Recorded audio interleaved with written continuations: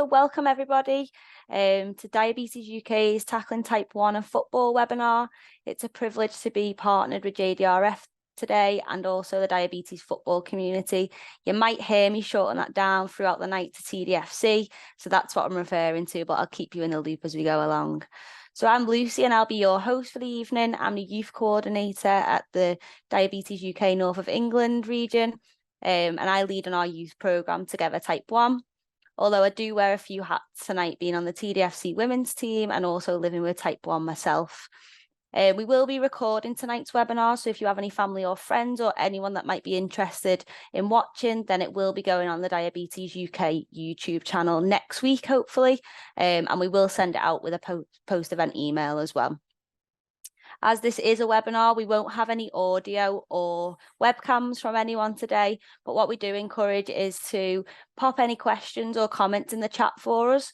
You might need to change a little setting on there, so it should say to everyone. I think at the moment it's set to hosts and panelists.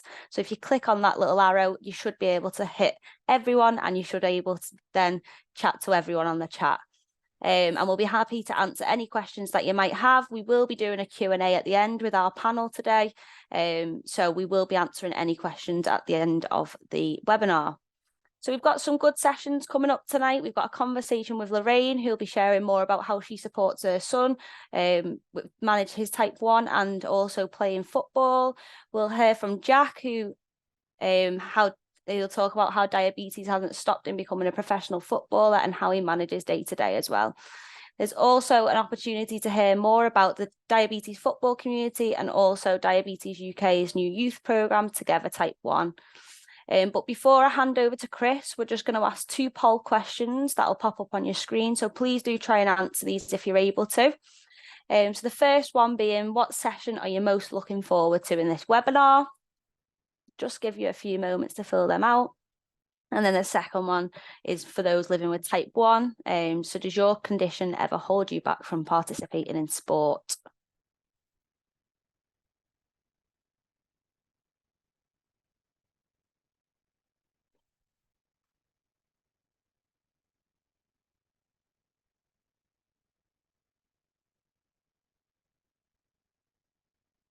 I'll just give it a few moments to make sure that everyone's able to answer those. If you've got any problems with that, just pop it on the group chat.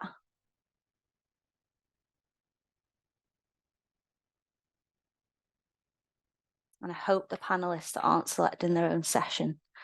That'd be cheating.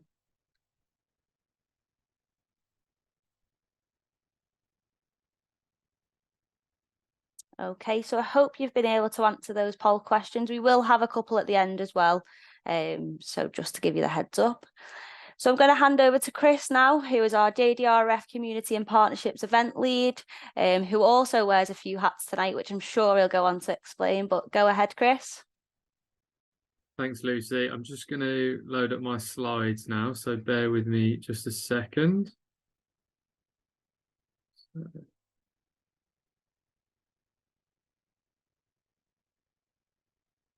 Hopefully everyone can see that. Yeah, that's all good. If you want to pop it into slideshow. Yeah, and then I think, does that work? Yes, perfect. Yeah, thanks, Chris. So, diabetes in football. So it's an exciting conversation to start with for tonight, and yeah, really excited to be involved in this. And from my perspective as an individual living with Type 1, wearing a few different hats, something hopefully I can provide a little bit of support around and some signposting as well. So I think the first things first is it's a football webinar. So I've got my favourite team's shirt on tonight. So I'm hoping if people can pop in the chat their favourite team. Mine is, I don't know if you can see it on camera, but the mighty Aston Villa. So hopefully we've got a few Villa fans in the house, but yeah, it's not guaranteed, is it? Although we're doing quite well this season. So yeah, it'd be lovely to see who's the teams that people are supporting and where you're from and your participation in football at the moment and engagement in it. I wanted to begin my session really just talking about the diabetes football community, where it comes from, the engagement, and also then leading into what is JDRF and the work that we're doing at JDRF around physical activity and exercise. So I think with the story of the diabetes football community and the support it provides, it starts here really, which is a little bit of my own personal journey, my own personal connection to the condition. So I was diagnosed with type 1 aged 8 in September the 6th, 1999. But the key question that I sort of posed immediately was, can I still play football? And even though it was a really dark moment and a really challenging moment for me and my family, and we felt that for years really to come, and arguably still feel it now. But the light for me as an 8-year-old was about what was my big interest at the time and what really drove me, which was football. So for me, I used it as a really positive part of my life to maybe take away some of the negatives of living with type 1 or mask them. And it's allowed me to really hone in on that. But also now, as I sort of am into the roles that I am now, I'm able to reflect back on some of the things which I found tough in the early years, and the kind of fitting in and being the only one, and the kind of challenges of that society, looking at type 1 diabetes, and in particular in football, where maybe conditions are tough to showcase when it's so can be so driven by performance. So it was for me an opportunity to look back on some of these tough early years, and some cracking pictures here of a young Chris, which are unrecognisable now, I'm sure. Hopefully you can pick me out in some of the team pictures. But really important to reflect on this, because it now informs a lot of the work that I do with the diabetes football community, and as a collective we do, but also then some of the work we do to support young people and adults that really want to engage in sport and physical activity as well. It's been a lot of teaching from being diagnosed at the age of 8 through to where I am now. There's learning at different stages of life, the impact that it has in the condition. They've helped shape me and helped shape what came next for me. And it drove me into some key areas. My own individual connection in sport is around futsal and football. I played part-time football and played futsal at an international level, which sort of drove me into the work that I was doing with the diabetes football community. I wanted to give something back, some of those challenges that I'd faced. I wanted to then harness that and create a vehicle and a support mechanism which gives back and connects people to each other that are like-minded, and ultimately makes a difference and improves the experiences of people living with type 1 diabetes. That was what I set out to do based on the experiences I'd had living with it and my experiences within sport. I've then moved on to trying to influence then in academia and how that goes out into higher education, and then the kind of education which is offered in the mainstream environment. So they're all important aspects of the things that I've gone on to do, which now inform some of the amazing opportunities to try and support people with type 1 diabetes, which motivates me. This is the diabetes football community, and this is what it's all about. And we probably got a few people on tonight that might be watching from the diabetes football community. Lucy's involved in it, I'm involved in it, and essentially we're a peer support community that's started online, but it is spread into different pockets of the United Kingdom.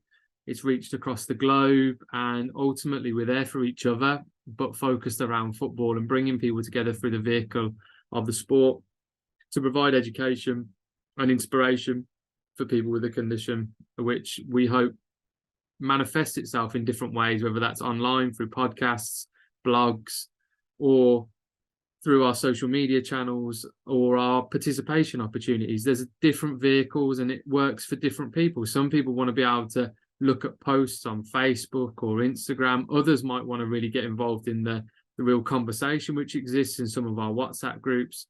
But equally, some might go another step further and then want to really get involved in some of our teams, which is the men's team, women's team, kids participation days, etc., which we're now putting on and trying to connect. So there's really a vehicle for each person in the way that really connects with them, whether they're a bit more whether they need to watch for a while or whether they want to really get involved straight away. Hopefully there's an opportunity in whichever format suits you best. Here's a few images of some of that work and some of those teams. So everything from Facebook posts or social media posts celebrating people within the community through to the men's team playing a fixture in the European Futsal Championships for people with diabetes, a mixed session which connects men and women, and our women's team playing their first fixture as well. There's hopefully an opportunity for whichever part of the community you are from, and we are keen to explore that and keen to grow it as well. So the doors are open, and we hope to welcome many of you to more sessions and to more things that we're doing online. And one of those things is our awareness month celebration. So Diabetes Awareness Month celebration, which is on the 25th of November.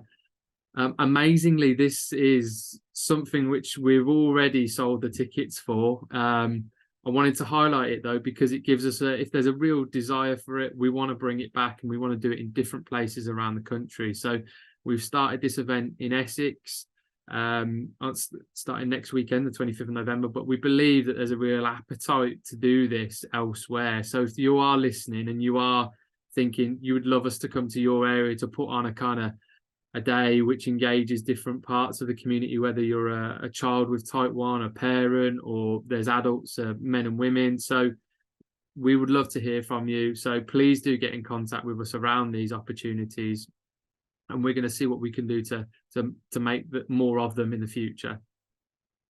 But I also wear a different hat. Lucy mentioned different hats this evening. I wear a hat for JDRF as a community partnerships and events lead. So I'm the founder of the diabetes football community, but I also work for JDRF. Now, JDRF is a charity which offers an array of different opportunities for people with type 1 diabetes, but our objectives really are to drive in on that research towards a cure, to really try and accelerate the technologies and treatments which are available for type 1 diabetes. And where my role at the charity also comes in is about information and support and improving experiences for people living with type 1. And I wanted to relate that to some of the work we've been doing in physical activity, because this crosses hopefully everybody this evening that's attending, but also equally this goes across the different charities and the different stakeholders involved in this space. So we've been working with the likes of Diabetes UK, who obviously Lucy works for, to try and do as much as we can for our community. And we ourselves have produced some research recently, some market research, which polls and gives us some ideas from polls about the community feel around physical activity, some of the barriers, and also some of the outputs which you might be expecting a charity like JDRF or Diabetes UK to get involved in to try and help people with type 1. So we've done a lot of work in this space, and we're continuing to do an awful lot of work. Some of the logos here of the organisations we're involved in, whether that's the Football Association in Wales and creating guidelines, or the Lawn Tennis Association, again, working with them to produce better information for coaches and facilitators, but also working in higher education like the University of Worcester, or connecting with the Association for Physical Education to try and improve knowledge which exists for PE teachers.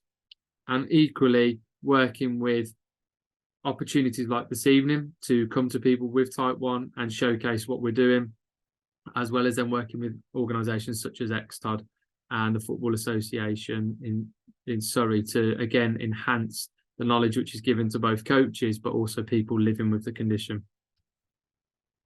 JDRF do a number of things in this area, such as content on the website, virtual events as well on the JDRF YouTube channel, but also physical events as well, like our sports day, which we've done in 2022 and 2023. And something similar will arrive again in 2024. So there's lots of opportunities, lots of great content that we're available, guides, leaflets, support mechanisms on the JDRF website, which you can find, download and order, and equally getting involved in some of our community events as well, and what we are offering to those of you living with type 1 or impacted by type 1 across the country, in different pockets, different events, and also online as well.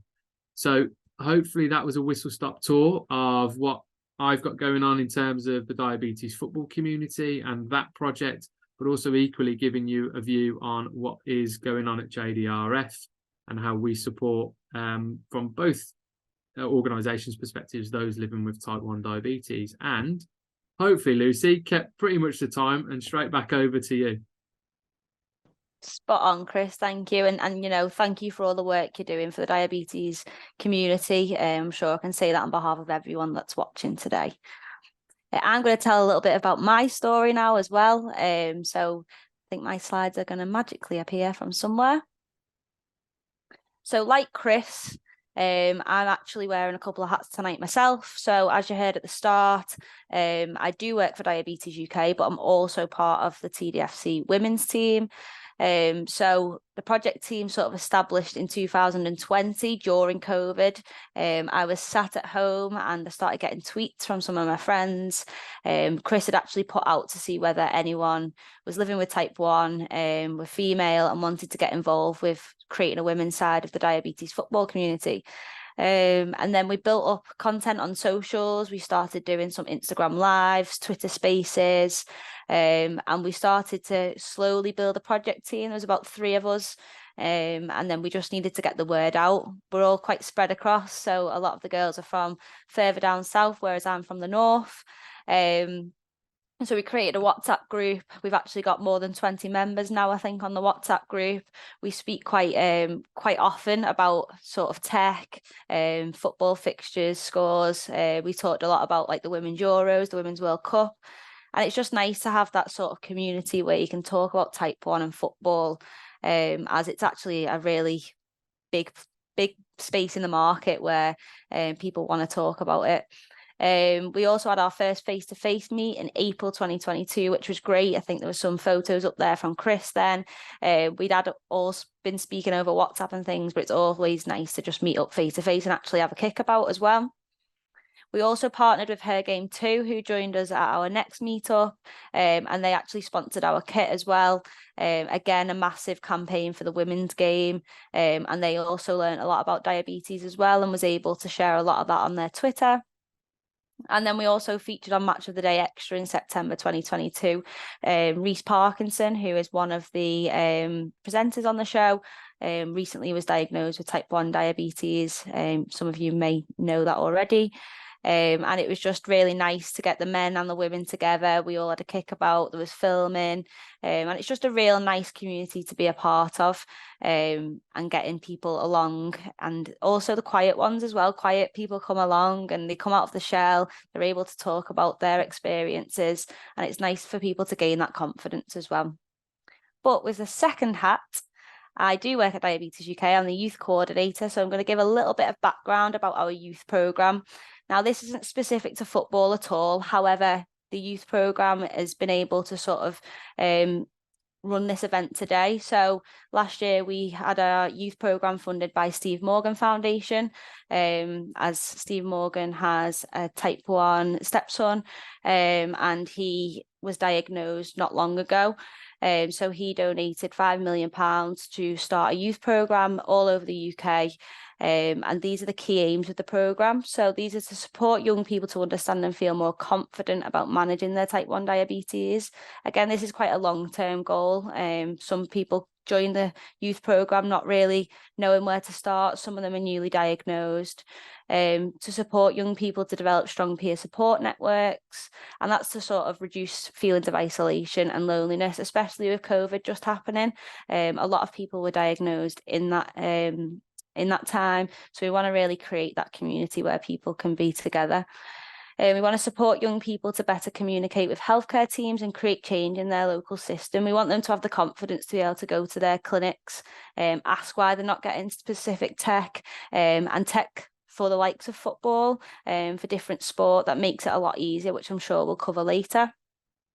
And also to just raise that general awareness of type 1 diabetes. I think that's massive. And I know you've probably seen on Tuesday, it was World Diabetes Day. It's nice to see that amount of coverage we get on sort of social media and things like that. So the first year of the programme has just been, and it's been a really successful year. We recruited over 30 beneficiaries, and also recruited 18 young leaders. We've held 5 face-to-face events, and these have all reached ages between 11 and 25. So this is the age for the youth programme. at Diabetes UK in the north of England, we do look at the younger age category as well. So if anyone wants to get in touch about any of that, then please do let me know. We've built a peer support network, which has sort of created lots of different events. And we've done trampolining, we've done roller skating, and it's just been a real good first year to the programme. And we do have some contact details at the end of the session where you can find out more about the programme. But that's enough for now. So we're going to go on to the next session, which is all about a parent's perspective of living with type 1 diabetes. And we're going to welcome Lorraine to the show. Hi there. Hi, Lorraine. Thank you. Thanks so much for inviting me along to chat about my experiences with Dan. That's okay. Thank you for coming along. It's really helpful for us. So as you know, we're going to ask a few questions to you today, Lorraine. So let's start from sort of the beginning. So could you tell us a little bit about when your son Dan was diagnosed and how that come about? Yeah, so Dan's 15 now. He was diagnosed when he was 9, and that was back in August 2018.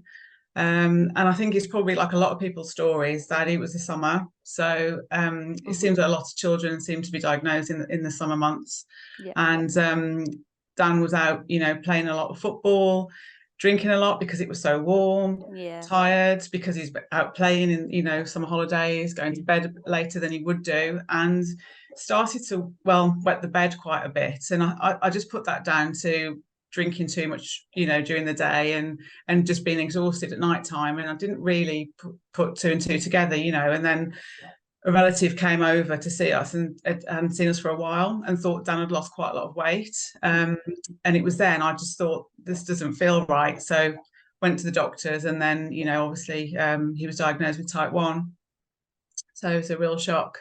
Yeah, of course. It must have been a real shock. I mean, everyone's diagnosis stories are so different, but all them symptoms are always the same. And it's important that they're out there. So going to football, so how do you and Dan typically prepare and manage on a match day with type 1 diabetes? Do you have a certain routine? Yeah, we try and stick to the same thing, but as again most people will know, it doesn't always work out as you're expecting. Dan's a goalkeeper, so I guess his kind of build up and management of his diabetes is a little bit different to perhaps someone who's playing outfield. But for Dan, there's no subs for him because he's the only goalkeeper. So we're always thinking we need to make sure he keeps on the pitch. And we do, pasta seems to be the thing that works for us. And again, obviously, with all these things I'm saying tonight, it's just really what we found works for us. It doesn't mean that it's going to work for everyone. But we found having pasta about 2 hours before the match with no insulin, funnily enough, is something that just keeps him maintained at about 9 or 10 throughout the whole match. He does wear his pump and it does give out basal. So it seems to manage well with his activity. But before then, as he's grown, we've changed our ideas, and our the matches have got longer, so we've had to do different things. But when we were first diagnosed, we were on pens, and we were finger pricking at half time and before the match and after the match, and using lots of short fast acting carbs when he was younger, you know, rather than the long, like with pasta, it's obviously a longer, slower release. So that's been a big change for us through the time that he's played. Yeah, no, that's great. It's interesting to hear sort of the difference between positions and, you know, goalkeeper. Obviously I play at left wing, so I'm very different, sprinting all the time. So everyone's different and has their own way of sort of their own routine and how they deal with it.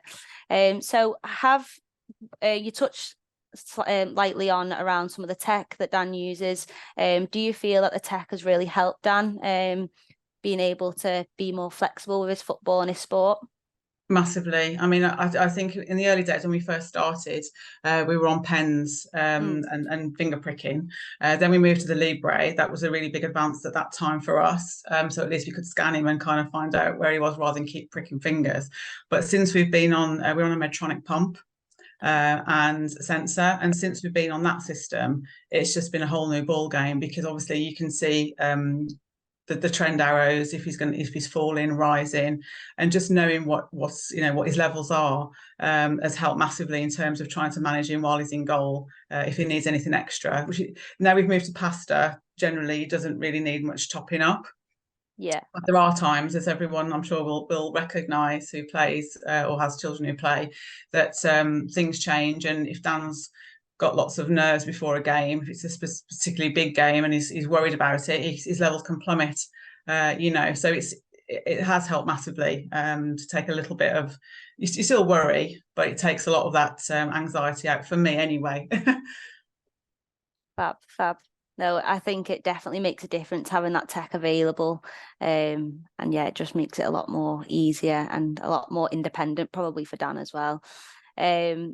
How, as a parent, have you sort of dealt with those feelings of handing that over to Dan? And, once he's on the pitch, you sort of aren't able to communicate as much. How does that make you feel as a parent, and how have you coped with them emotions as well? Well, I mean, in the beginning, it was really difficult because, I'm used to monitoring him all the time, knowing what he is. And when he's out there playing, you're kind of conscious that you want him to concentrate on his game.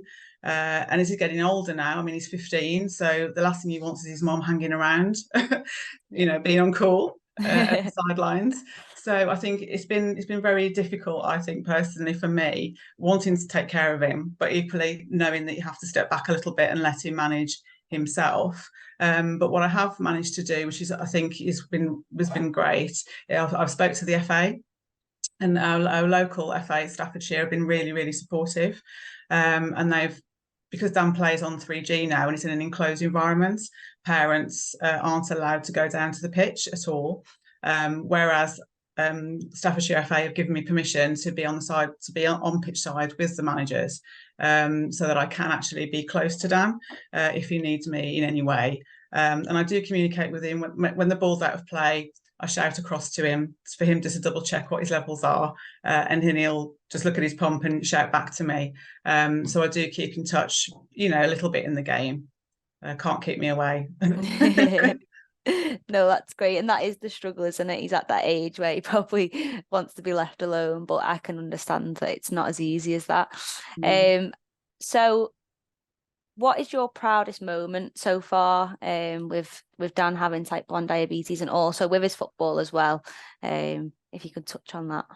I think generally just that you can play a match. I mean, in the early days when we first got diagnosed, I thought he'd never play again, and football's his life.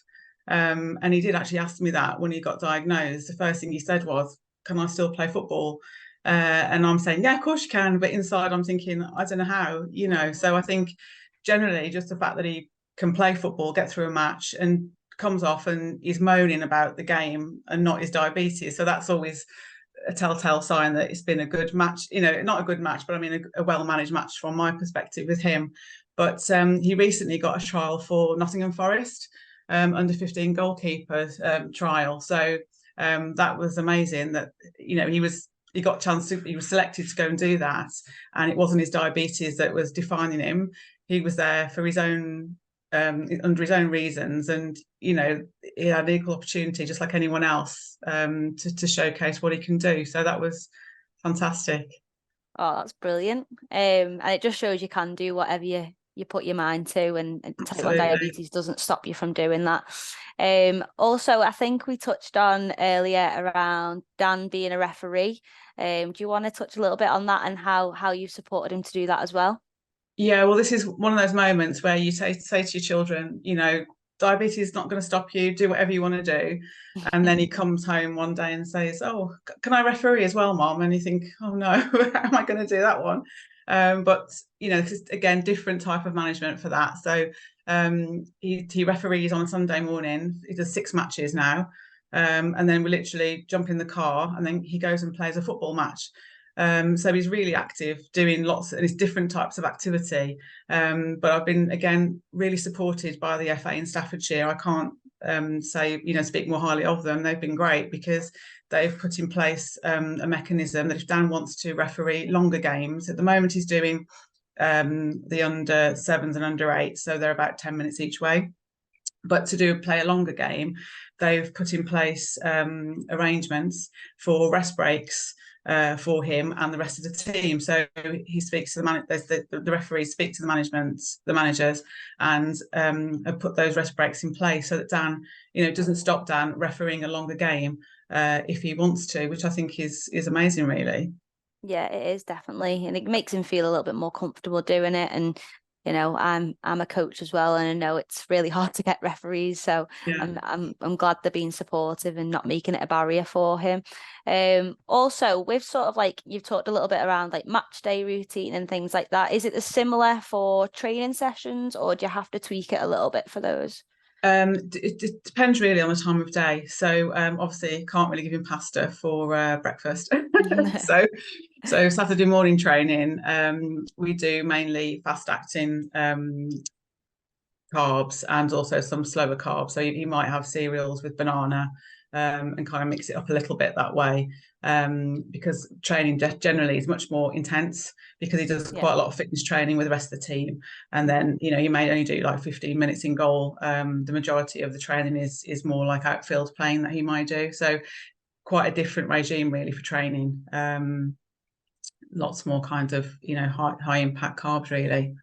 Yeah, no, cool. And also, I had a question in mind and it's just gone blank. Oh, that was it. Hypo treatments. Is there anything specific that Dan uses, or what he recommends or prefers to use?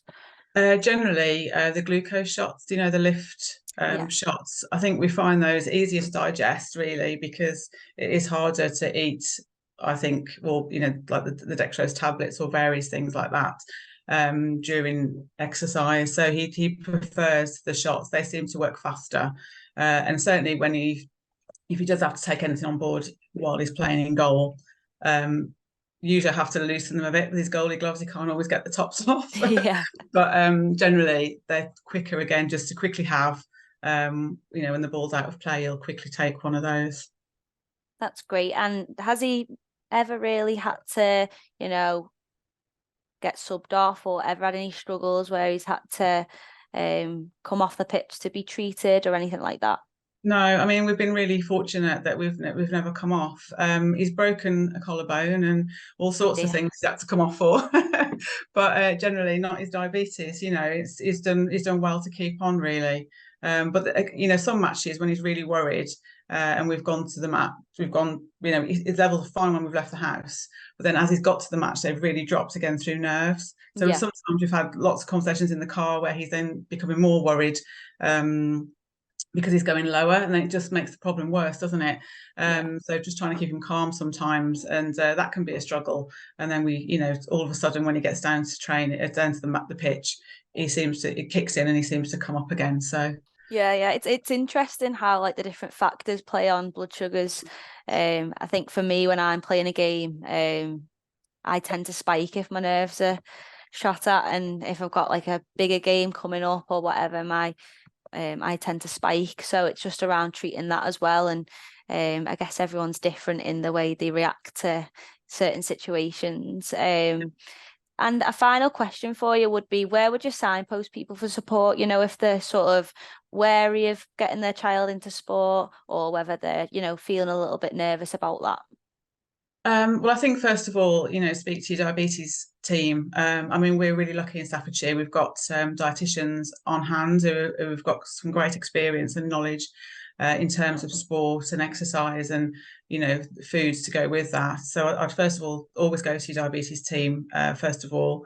Secondly, I think there's loads of groups out there. Groups obviously like Chris's group is the TDFC parents group, the WhatsApp group. That's been a great source of help and support. There's Facebook groups with parents group on there as well. So I think just tapping into those kinds of support networks, because there's always going to be somebody out there who's got a similar experience that you can get some advice from. So I think they're really useful. And I've, again, the FA have been great for us. I mean, I really wouldn't have thought of looking at the FA at all, but locally we've had some great support from Staffordshire FA through their safeguarding and welfare officer, They've just been tremendous. So I think it's an unusual place really to look for support. But they've been really encouraging and certainly made some, quite a lot of arrangements for me to be around at the pitch. Yeah, that's great. And it certainly helped me within football is having coaches and managers who really know about your diabetes, have a lot of knowledge about it. Also teammates as well. Them having a little bit more knowledge about it. I mean, I have a lot of banter with my teammates about diabetes, and they all know when I'm having a bit of a funny turn or whatever. So it's nice to have an environment where you feel comfortable and safe playing football. I think it's difficult for teenagers though, in the sense Yeah. that as a parent, I'm quite happy to go off asking people this and asking people that and trying to make things better for Dan. But at his age now, he just wants to go along and not be different. Yeah. And he doesn't want his mom there, particularly, causing problems. So I think it's a tricky one. Because I've often said to Dan, you need to say more about your diabetes, but he generally doesn't really want people to know about it. And he's more like, I just want to go and train, Mom. I don't want to be talking about my diabetes. So I think that's sometimes quite hard for teenagers to be different. Definitely. I think I started playing football just before I was diagnosed. And again, I think I was 13 when I was diagnosed. So it was sort of similar ages where you don't want anyone to know. You just want to get on with it, get on the pitch, play your game, and not want anyone to notice that you've even got type 1 diabetes. So it's definitely a teenage thing. And I think it's really good for people to know that out there, that it is normal for teenagers to feel that way, especially for parents as well, because sometimes they might have to go to the FA themselves, like yourself, and sort of put those things in place. But thank you very much for coming along today. We really appreciate you joining us all. I know many parents on the call will have been inspired with how you support Dan to achieve anything living with his type 1. So just thank you. I think as well, if there's any kind of young, newly diagnosed parents out there, so to speak, I honestly felt when Dan got diagnosed, he'd never play sport again. So I just want to say that, with lots of preparation and planning, you can do it. And I just wanted to kind of say that on a positive, end on a positive note, really. Yeah, no, thank you so much, Lorraine. And for anyone that has any questions for Lorraine, please do pop them in the chat and we'll answer them at the end. Like I said earlier, you might have to change the setting. It says to everyone, but it might be set to hosts and panelists. So do just change that to everyone and we'll be able to answer those questions at the end. But thank you very much, Lorraine. Thank you. Thanks for having me. No worries. Now I'd love to hand over to Chris. Chris and Jack are going to do a similar interview now from a different perspective. So over to you, Chris. Thanks, Lucy. So just to welcome Jack into the webinar. So hopefully many of you know a little bit about Jack, but I'm not going to steal his thunder too much with an introduction. So just to start us off, Jack, do you want to give us a little bit of a insight around your connection to type 1, what you get up to on a daily basis, and probably that all-important day job which people are desperate to hear all about as well? Thank you for having me on. My name is Jack Iredale. I play professional football for Bolton Wanderers, and I was diagnosed with type 1 diabetes when I was 12 years old, and that was when I was living in Australia at the time as well. Yeah, thanks for giving up the time this evening, Jack, to come and share your story and talk to us about what you're up to in your journey. So with most stories and journeys, it would be good to kind of start maybe at the beginning. So do you want to talk to us a little bit around your diagnosis story and how that sort of came about for you? It was pretty long ago now. So I've had it for over half my life, but I remember I was a really, really active kid, and I was doing a lot of, probably summer holidays, I think, as well at the time. No, it definitely was actually, because I got diagnosed just before Christmas. So it was the summer holidays, and I remember at the time I thought I just had, I thought I had the flu or a bad cold or something. I was really, really lethargic. But at the same time, I wasn't really piecing together everything like my mum maybe was at the time. I'd lost 6 kilos in 2 weeks. At night time, sometimes I was having to get up and go and pee maybe 12, 13 times during the night. And then back then, my favorite drink was full fat Coke. So because I was so thirsty, I was trying to, I was just drinking full fat Coke out the fridge in the middle of the night. And then it was, a never ending cycle. And that plus the losing weight, plus the super lethargic and everything like that, Mum just said, no, right, let's get to the doctors. And yeah, it went from there really straight away. It was, okay, the sugar levels are meant to be between 4 and 8, and I think mine were 32 when I tested. So it was right. Let's get you to the hospital. Spent a week on the teen ward. They put me on there just because I was just before I turned 13, and learnt basically everything in a whirlwind 5 days. But really, a crash course on diabetes. Yeah. I remember the crash course myself, spending some time in hospital. I think it was 4 days in for me. But at that point when I was diagnosed, I was already into football. So similar for you, Jack, were you already kicking a ball around well into the football story for you at the point when you were diagnosed? Yeah, I was into everything basically. I was playing football, rugby, and I was doing judo at a pretty decent level as well. And that is one of the things that definitely helped me, because two of my teammates at my judo club were actually type 1 diabetic. They're a brother and a sister, and they had both been national champions with type 1 diabetes. So straight away, I had that positive reinforcement of, okay, they've got diabetes, but they're still the best in the country at what they do. So I think that was really, really good for me to see straight away. But yeah, for me, football was always the number one. And that was the second question I asked the doctor. Actually, the first one was, is this going to shorten my life? Basically, that was what I was scared of. And then when he said, no, you'll be fine.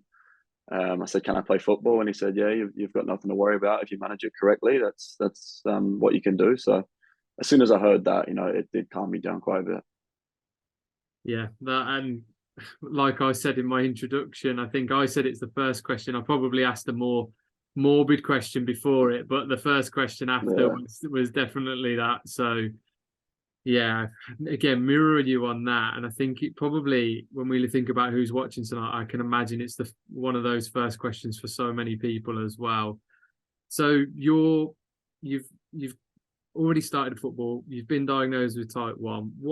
What happens then with your progression? Because obviously now you've got this amazing day job. You're playing football every day. You're playing for Bolton Wanderers. Where do we go next after that diagnosis, and how do you sort of get into the pro game? Yeah, I mean, the coaches that I had at that age were so supportive, so understanding. I don't think they'd ever had a diabetic player before, to be honest, but they remember the two of my coaches came and seen me in hospital, and I knew straight away from then that I was going to have a really supportive environment.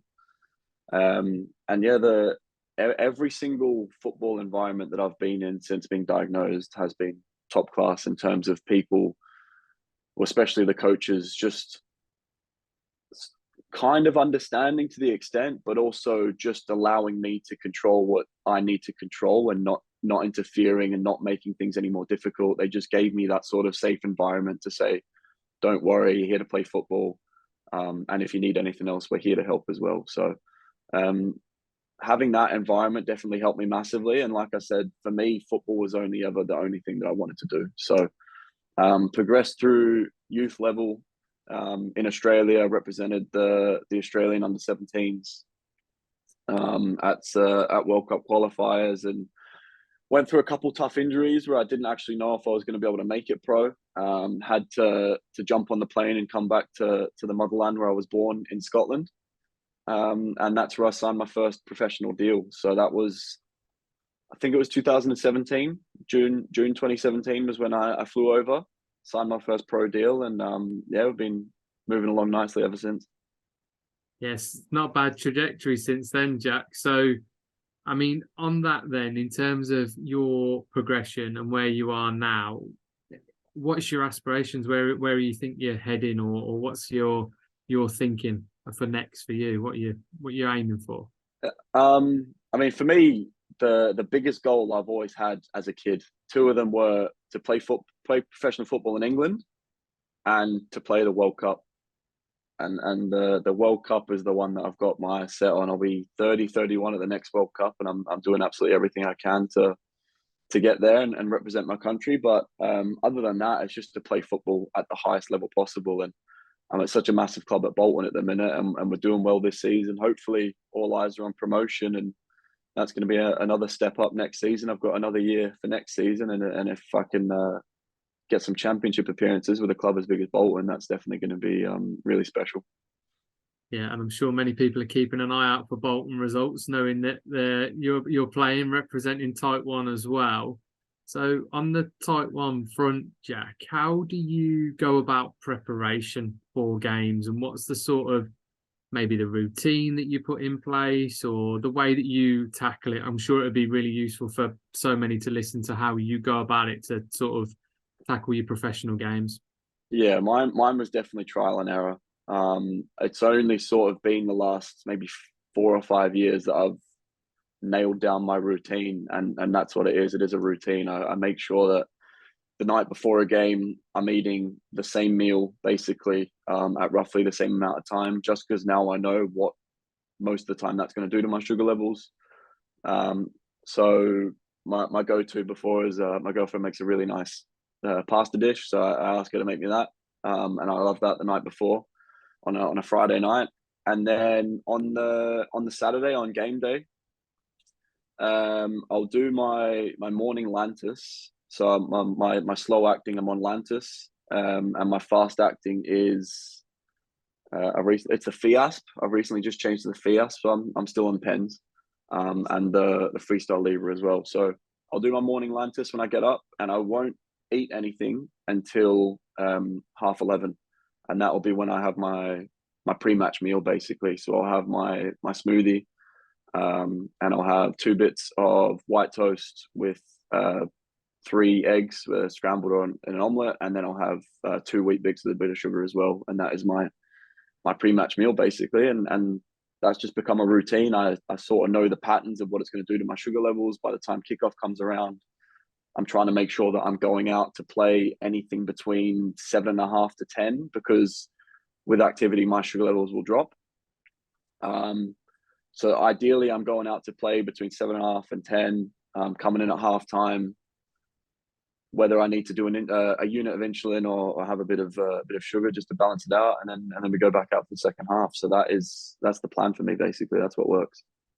Yeah, and I think so many people try to produce a sort of plan, and I certainly follow the routine for Saturday football which is very similar to the way that you've approached it, spaced out from the game, similar food each time I come round to it, and it gives you a good chance to have some, I guess, measure the variables and reduce those variables going into a game.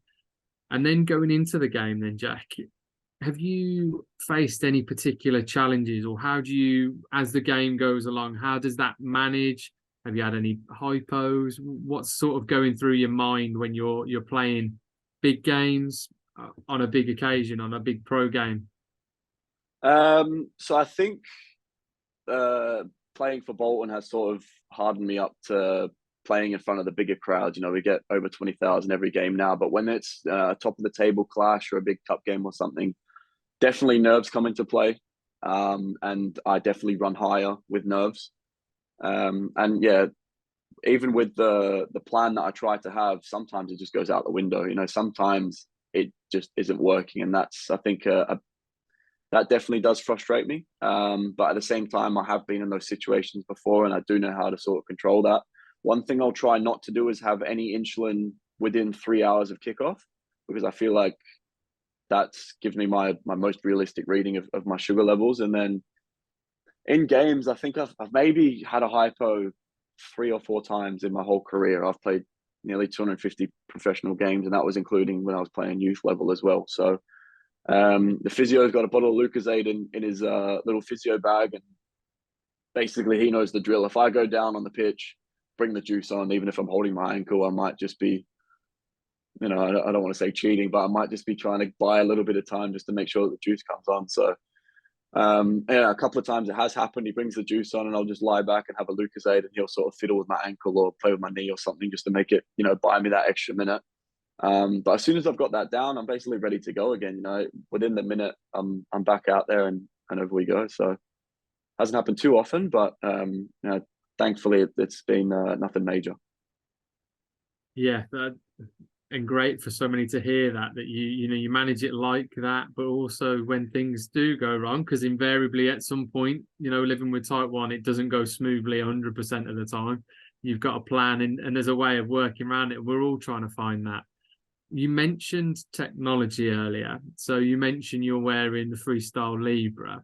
What Yeah. are your thoughts on the use of, you know, diabetes technology in sport, how it's helped you, but also maybe the view on things like hybrid closed loop and wearing a pump in the future, which talks to the CGM? What's your thoughts on all of that at the moment? Yeah, so this Freestyle Libra for me has been massive, especially with the latest update where it's just basically is a CGM and it can tell me what I am, what direction I'm going in, and all that kind of stuff. Because for the longest time, I was pricking my finger and having to do the injections and all that. But this just cuts out so much time, makes it so much more convenient. And when I was growing up, the specialists were basically telling me that the pump was very big, very bulky, it was going to get in the way of football. I mentioned the people that I knew doing judo, they hated having the pump when they were trying to compete and everything. So that always put me off it.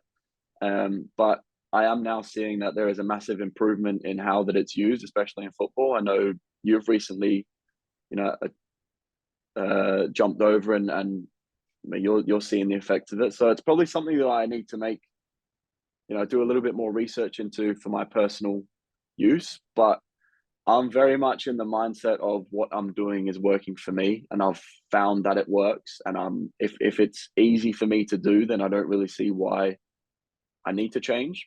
But if it's going to make a massive difference, then obviously I would. But for the time being, you know, I'm happy using the Freestyle as the CGM and then just my fast acting insulin. Makes perfect sense. And yeah, I've considered it and moved over from exactly where you were. MDI was, you know, multiple daily injections with CGM, and I'm seeing a difference. But also there's you know, there's where I am age wise as well, sport and stuff like that. There's other reasons as to why I might be trying and moving over and things like that, and also looking at the future. And this is going to be I think the future for managing type 1. So really interesting to hear your thoughts on that. And then I wanted to ask you, Jack, around, you know, a bit more on the football stuff, because people want to hear about your football as well. So what's your kind of favorite thing that's happened to you in football, your favorite moment, what's the memories for you, what stands out in your career so far? And obviously there's a big aim that you've got that will hopefully be the big thing, but what's so far? Yeah, so there's probably a couple highlights for me in my career. One of them was signing for Bolton, because it's such a big club. You know, when I was growing up, Bolton were in the Premier League with, you know, players like JJ Okocha, Nicholas Anelka, Sam Allardyce was there. You know, players like Gary Cahill and Jack Wilshere have all played at this club. So it's such a massive club. So getting to represent Bolton every week, you know, every home game we've got over 20,000 in the stadium, which is incredible. And then another game that sticks out was before I signed for Bolton, I was playing for Cambridge United, and we played against Newcastle in the FA Cup. And it was Eddie Howe's first home game, so there was 52,000 in the stadium, and we actually won 1-0 that game. So I think, yeah, those are probably two of the bigger highlights in my career so far. Amazing highlights, and for anyone listening aspiring to be in those shoes, great to hear for people with type 1 diabetes. And on the clubs then, and you know, you've moved to a couple, you've been around a few of them, Jack. You've obviously now at Bolton, which is a really big club, like you said, with a rich history, a former Premier League side. Where do you think the management has been really good with the clubs around type 1 diabetes? Have you had a club that have really helped you or been really accepting or gone out of their way and supported, or do you feel it's been very similar at clubs? How do you think the response has been in the professional game to you having type 1 diabetes? Yeah, no, I think I've not really had a bad experience or a negative experience at any club regarding my diabetes. You know, I think because all of the managers, I think, have never really had a diabetic player before, they don't really know how they can help other than just saying if you need anything, let me know and we'll sort it. Other than that, you know, they just let me get on with it. Every club I go to, I tell the gaffer when I get there, say, look, I'm diabetic. I've always got a juice by the pitch. If I need it for whatever reason, I just need to get the juice. And they say, yeah, sweet, just give me a shout and I'll sort it. So a couple of times in training, the S&C coaches will be beside the pitch and I'll just say, oh, I need my juice, and they'll just chuck it over. And either I'll drink it in between drills, or I'll just step out for 30 seconds and then I'm back in. And I had one coach when I was at Green & Morton, 2 of his sons were actually type 1 diabetic. So that was pretty comforting. Although he didn't play me very much, so that wasn't very fun. But all clubs, to be fair, have been really good, really comforting, very understanding, and just sort of let me get on with what I need to do, and just let me know that I am being looked after, and whatever I need, they can help with. Brilliant to hear, and I can imagine the manager at Green at Morton probably regrets not playing you now. To be fair, I think you might have gone on to slightly bigger and better since then. So yeah, that's football. It happens. It is, yeah, it is. A couple more questions for you then, Jack, just to finish up. So you recently stepped on the pitch, and I think I messaged you about this, with another type 1 footballer. You were up against them in the opposition. What's that like? Have you come across that in other situations? Do you think about that? Do you stop and think about the magnitude of what that means to people living with the condition for a second when you meet another professional athlete, another professional footballer on the same pitch? To be honest, I don't think I properly recognize what that might mean for especially younger footballers. For me, football's my job. I'm diabetic, and the diabetes is just a sort of back thought. You know, I'm at the stage now where it's just part of my life. I don't really need to give it too much of a second thought because of the routine that I've got myself in. But I can definitely understand why, especially young footballers, can see, oh, there's 2 professional footballers playing against each other in a big cup competition, you know, at a stadium like ours. So, and I actually didn't even know that the boy from Salford was diabetic until you actually shouted it. But played against a guy from Barrow, I think, who's also diabetic, and we had a good chat. So there's a couple of footballers, especially around the level I'm playing at in England, that have it. So I'm sure that people can recognise that is pretty cool to see. Yeah, and that footballer at Barrow, I think it's Niall Canavan. I think it's the type 1. So yeah, make sure you go and check out Niall. He's still playing at Barrow, still playing week in, week out, doing a great job as well. And then we've nicely segued it to the last question, Jack, which is about those young and aspiring footballers. What would be your message to them? What would be what you would say to pass on to them if they're wanting to one day step into your shoes? It's possible. You know, it's not going to stop you if you don't let it. You know, if you control your diabetes, you're going to be okay. Basically, all it needs to do is just make sure that you find what works for you, because what works for you might not work for someone else. But that took years of trial and error. It's not going to be an overnight fix. You will get the hang of it, and you will understand it. And if you do manage to get yourself into that routine and find where you're comfortable with your diabetes, then you've got nothing to worry about on that front. The rest will just be based on, you know, how far you want to take your career. Especially because it's not looked on negatively in any change room that I've been in. You know, the boys actually find it quite interesting. They'll ask me questions. They'll tell stupid jokes that don't make any sense, but they think that it does make sense. But, you know, it's not a negative thing, and it's not something that people need to be worried about being judged for, or it holding them back. You know, people might think, oh, the coach will look at him and think, oh, he's diabetic, I can't rely on him. That's never happened to me anywhere I've gone. In fact, coaches actually find it, you know, quite impressive that you manage to have that kind of mental aptitude and capacity to be able to look after that, and it probably matures you as well to a certain extent. So just an add-on from what I was saying there. It's not looked on negatively, and it can actually be positive for a career. Great words to finish on, Jack, and just to say a massive thank you for joining us tonight as well, and I'm sure from everybody that's involved for coming along and sharing all of your insight and giving us a window into your world of being a Type 1 professional footballer. So massive thank you, Jack, for joining us. And hopefully there's going to be now an opportunity to do some Q&A. So we'll welcome back Lucy and Jack. I know you're going to hang around for a little bit longer, so hopefully we get a few questions in for you as well. Lorraine's coming back, and I'll hand back over to you then, Lucy, to sort of kick us off.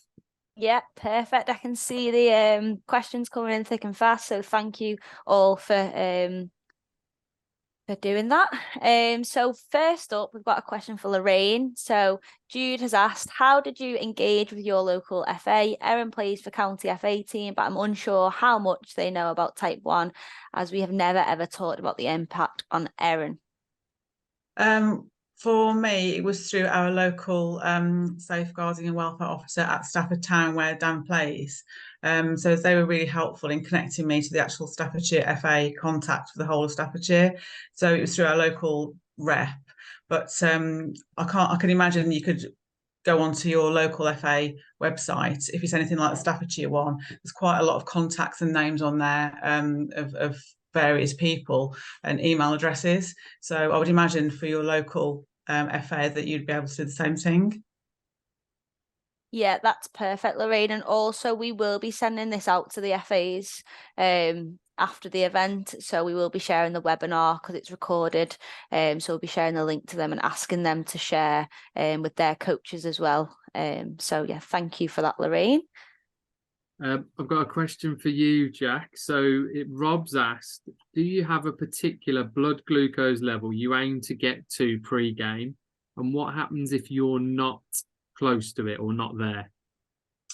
Yeah, so what I try and get out is between 7.5 and 10, basically. That's sort of my range where I feel like I'm going to be able to play optimally.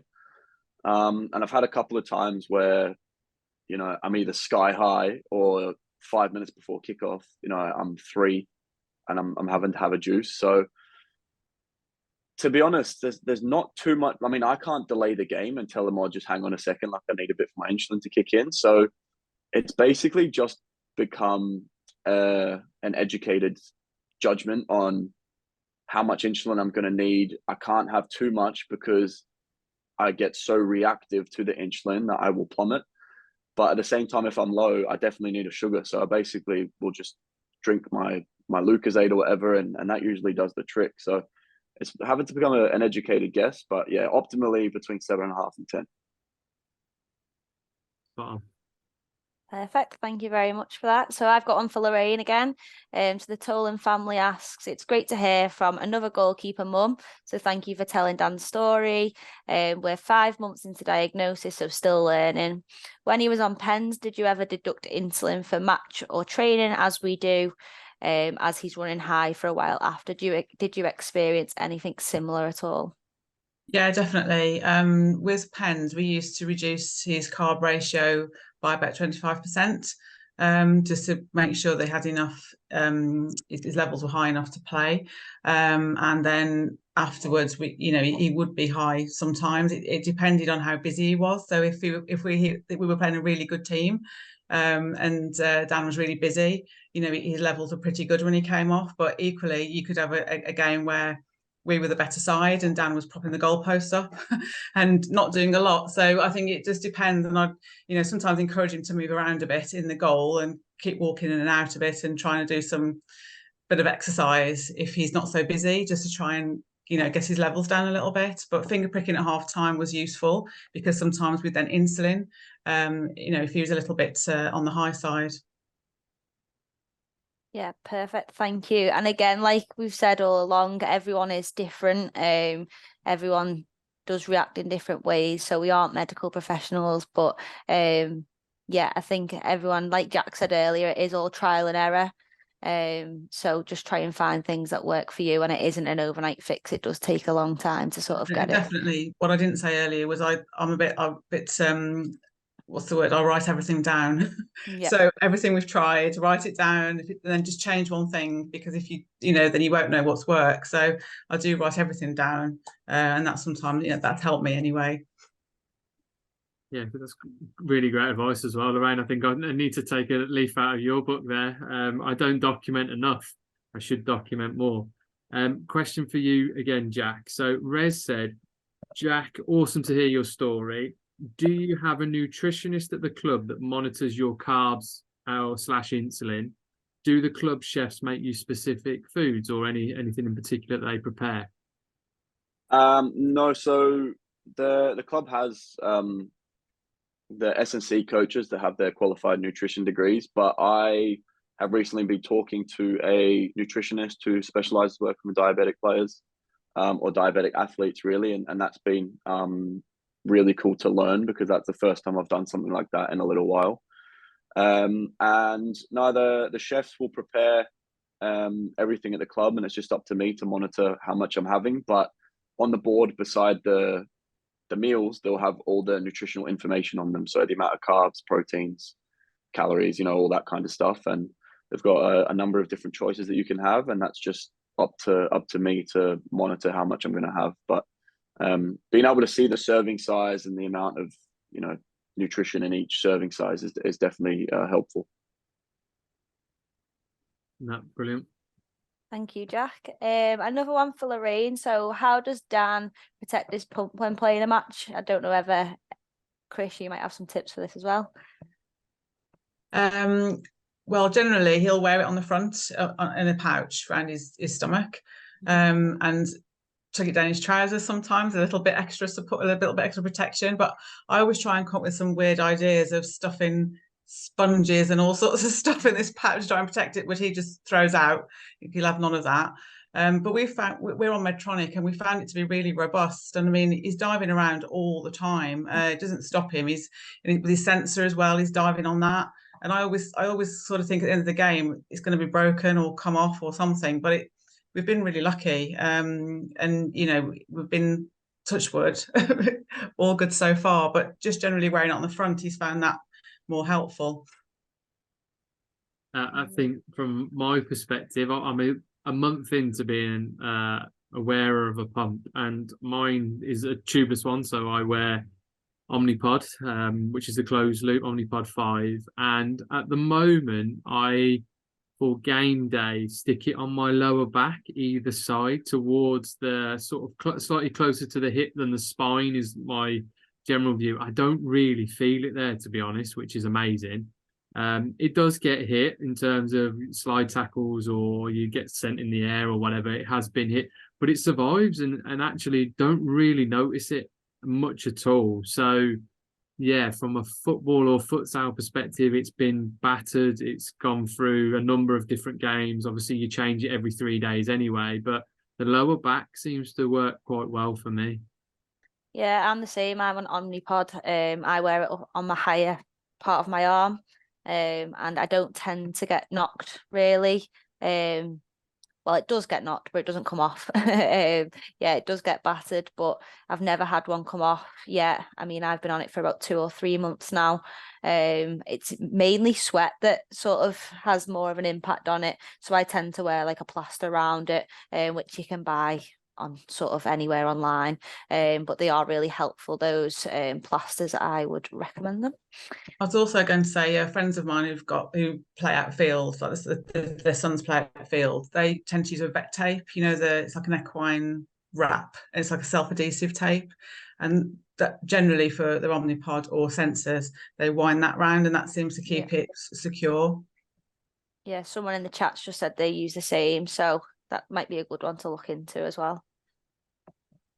Yeah, definitely. Another question for you, Jack. So this is from Damien and Harry, who asked, do you find that high sugar levels impact your performance? And have you Massively seen that? Yeah. Massively, yeah. In terms of just how much energy I've got, and also how mentally clear I am. I feel quite foggy, especially if my sugar levels are pushing 15.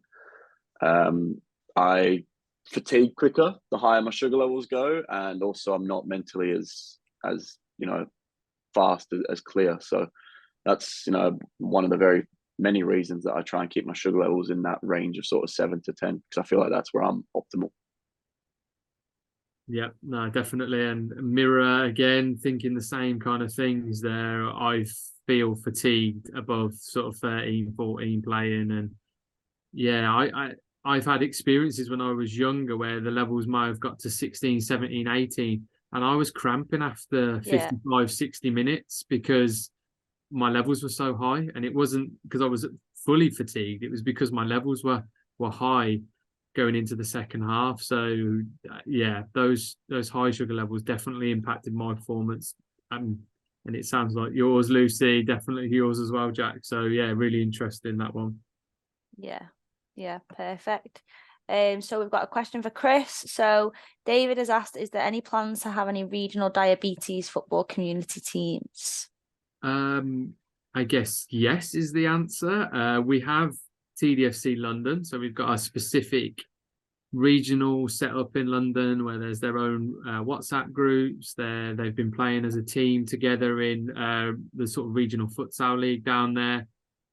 So it would be amazing to replicate that in other parts of the country. It just relies on those that live in those parts of the country to be able to connect in with us and want to do it and have the time really to engage in it. So if there is, in particular, sort of David, if you are keen to do that or get involved more in supporting us in a particular part of the country to maybe get some a session off the ground or an event off the ground to bring people together that are living with type 1 and engage in football, I'm all ears. Please do get in contact, and we're keen to do it. I know Lucy would definitely advocate for it in the Northwest. So Yeah. you know, if you're in the Northwest, David, I think we might be onto a winner to start. But yeah, please do get in contact.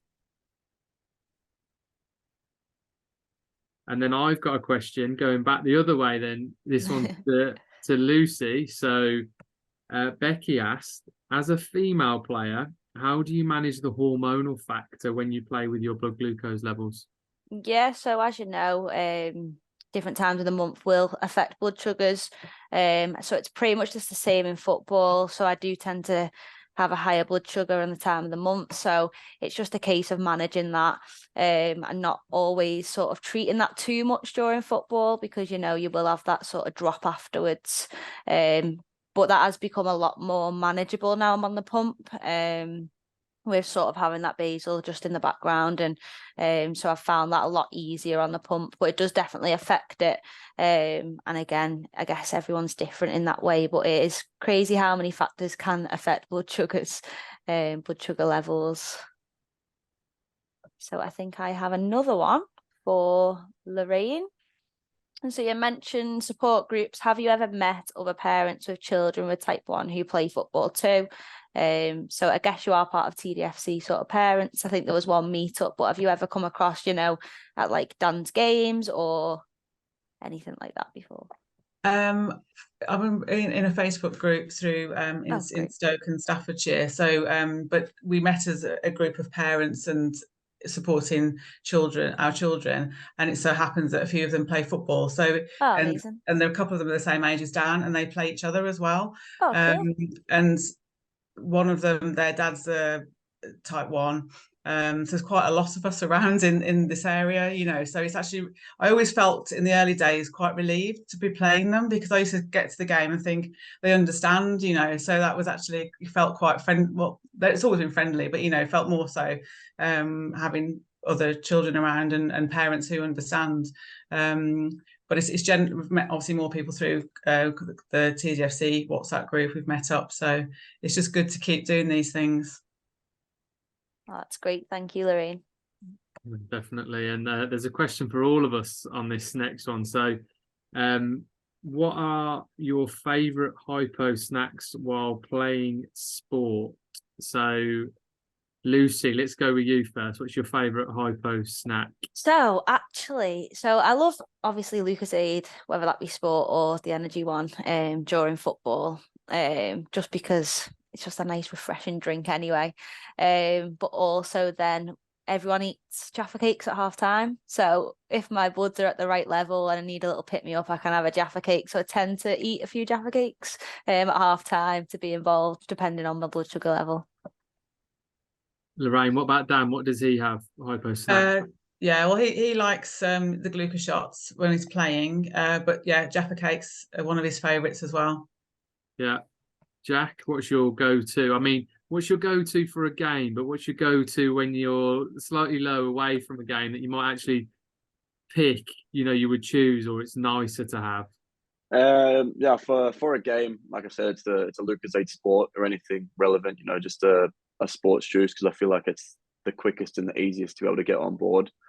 In the change rooms before a game, the chef's always got Jaffa cakes and Haribos and all sorts laid out, and it's so dangerous and it's so tempting. And if my sugars are at okay level, I'll let myself have one. But for me, if I'm low, like if I wake up during the night or something and I'm low, I've got such massive hypo awareness. I just get so hungry, and I could eat an endless amount of Wheat Bix just covered in sugar. I could an endless amount of Wheat Bix, and then once I get to the stage of if I'm seriously struggling and I'm just starving anyway, and I've had like 7 or 8 Wheat Bix, and I just feel horrific afterwards. But so that's something I have to try and manage. Once like in my brain, I know that I've eaten enough that it will correct, but at the same time, I've still got all those symptoms, and the brain sort of goes into a bit of panic mode, and I can just keep eating. So the what I always crave is honestly just Wheat Bix nonstop.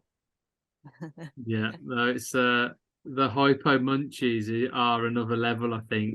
They kill me. Yeah, that I've been there in the middle of the night, rooting through the fridge, and just the stop button is just not there. It just carries on. So yeah, I feel you on that. And then for me, it's probably my choice would be fruit pastels or Haribo Tangtastics. Yeah. They're right up there for a choice one. I think for games, very similar, like Lucozade Sport, isotonic drinks tend to be something that hits faster and quicker. And then yeah, I've got a weakness for chocolate. If I've got enough time where those levels aren't dropping rapidly and I can get in there with chocolate first, I'd rather shoot for a small chocolate bar if I can, but it's not the best hypo treatment if I need to do it for speed. So there's a couple of choices I make, I think, around what I would like to have versus what I need to have. Perfect. Another question for all of us. So George has asked, how do you manage post-game? I often find myself running low throughout the day and day after, even with reducing basal.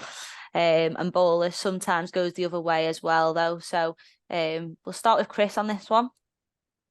How do I manage post-game? I tend to make reductions in the bolus I have. For recovery reasons, I always try and get some food on as quickly as I can, even if it's just as simple as like a protein bar or a couple of protein bars if I'm not having a meal straight after. But then I reduce the bolus by a decent amount. I think it would have been more when I was on injections. It'd be more like 40-50% reduction. Yeah. But on pump, it seems to be a little bit less than that, kind of like 20-25% reduction. So it's just a small amount. But I make reductions in the bolus, but also try and get a meal on really quickly from a recovery perspective. And then just keep an eye on things for the hours after. I tend to run a little bit lower. Insulin sensitivity tends to be a bit higher. So if I'm doing anything after a game, on my feet a bit more, or even the day after, sometimes it can be a little bit of a watching brief just to try and make sure I don't eke myself down. And then if it's after game day, as a part-time player, I kind of will go for like a recovery run, which means my intensity is a lot less than where I was at on game day. So less strenuous to sort of build back into the week on exercise. Yeah, Jack, do you want to go next?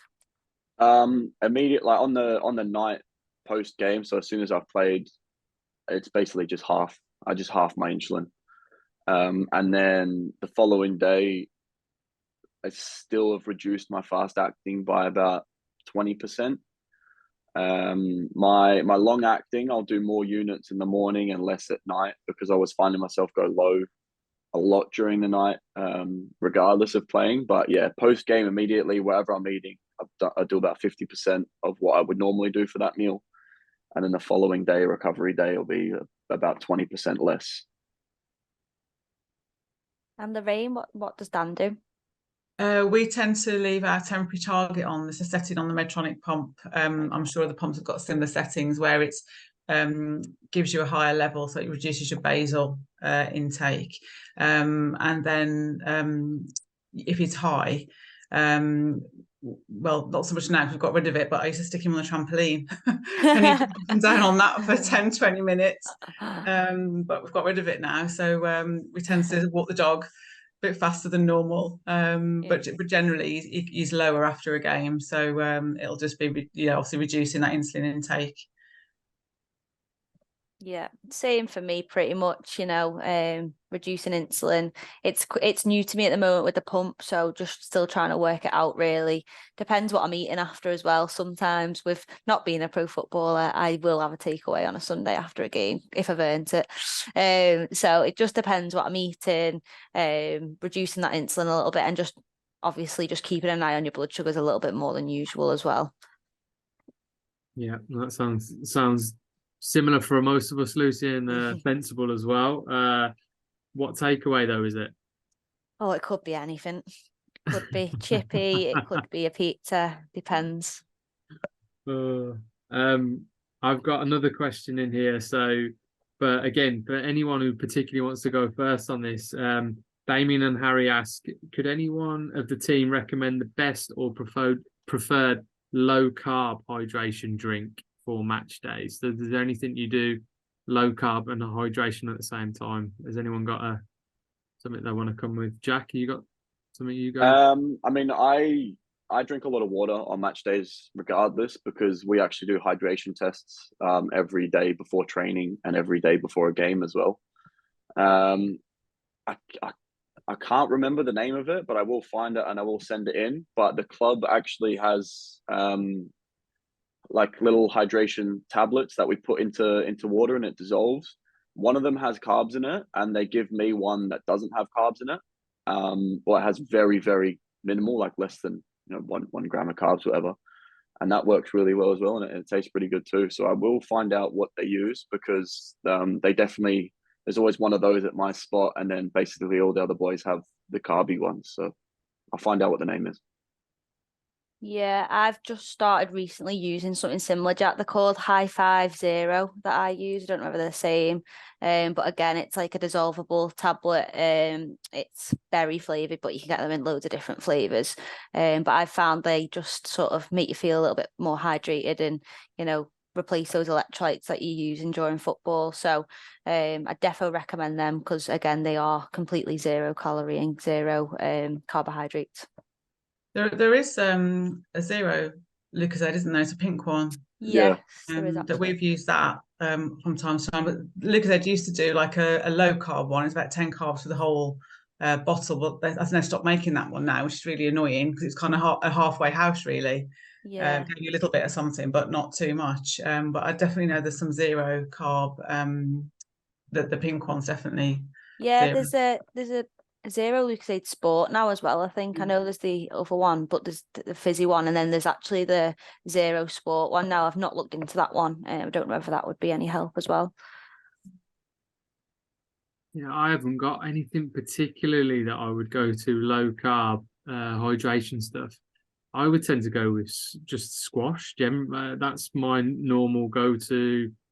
Bit of squash and water. And yeah, I think for then going into isotonic drinks for adjustments during the game, if I need a small bit of carbs, and obviously the added hydration that comes with it as well. So yeah, not much else to sort of add, I don't think, on that from my perspective. Yeah, cool. Okay, so I've got another one. So one for Chris. David has asked, have you seen any difference post game since starting the closed loop?